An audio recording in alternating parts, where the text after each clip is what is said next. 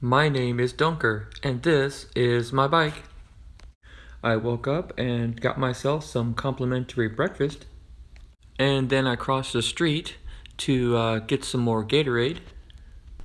I decided to take in some more scenery by allowing Google Maps to take me down some back roads. It is quite beautiful here. One thing I've definitely noticed on my trip is how many graveyards there are around. It makes sense, but some days I feel horrible, and when I see a graveyard, it doesn't make me feel better. Eventually, Google did steer me wrong down a dead end, so I had to backtrack through some back area to get back on the highway. And now we're back on track. Break time and no place to stop, so I'll just sit in the shade. One thing I had to deal with on this trip was the prevalence of large trucks. These puppies almost blow me off the road, but they're pretty respectful and give me plenty of room. And I tried to get a picture of the log trucks because they're beautiful. And here comes one now. And every time they go by, they smell so good. I was definitely out in the middle of nowhere, so I stopped at a Family Dollar and got some food and water just in case I couldn't find civilization for a while. But a little while after that, I stopped to take a picture of this gorgeous building and then thought, holy crap, that's an elementary school.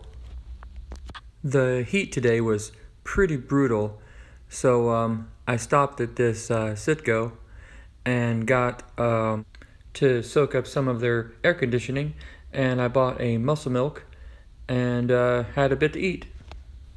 Virginia has had the worst hills so far.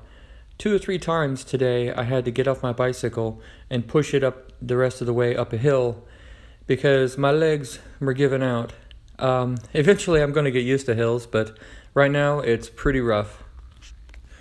Getting out of the heat once again, I found a Walgreens and found this huge bottle of Gatorade and said, mine.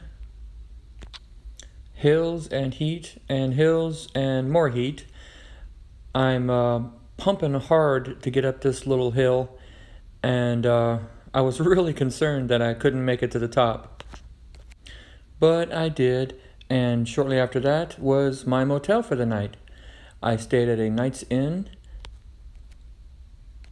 and I had a little trouble with the lock, though I think that was more me than the lock. Being one of the roughest days of the trip, I was so glad to finally get to a hotel and lay down. I was lucky that I found this place for as cheap as it was, because I've been over budget for a few days, and I hope this will help me stay on track.